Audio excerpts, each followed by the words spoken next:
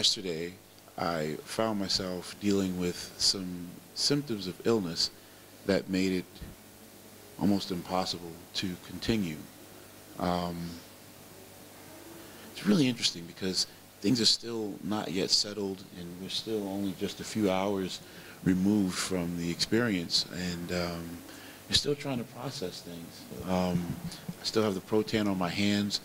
I came here yesterday with the expectation to follow through with the idea of competing and being my best, but by the end of a bout of some really interesting complications due to my health, I was told that I could not continue and probably shouldn't.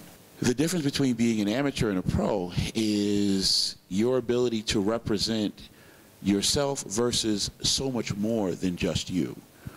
Yeah, that's the first thing. And then also, I'll say this, your ability to focus.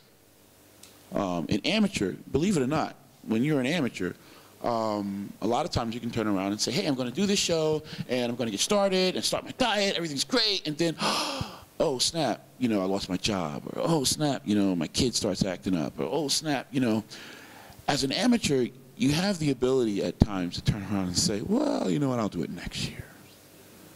Oh, you know what, I'll just take 2 years off. Before you know it, it's been 5, and you find yourself looking back and going, oh, you know what, I used to do this thing really cool.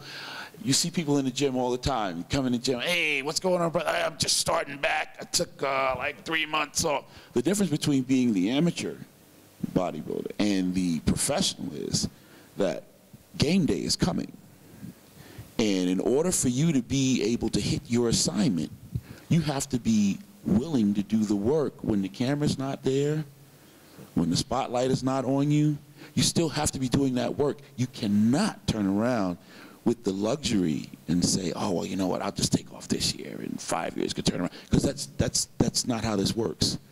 The professional has to be able to get it together, find the right mental state, even when it's uncomfortable, and do things that are at times what the amateur would sooner just not even have to do at all. Sooner choose not to do. So you have to hold yourself to a higher standard. The pro has to be tougher than the amateur.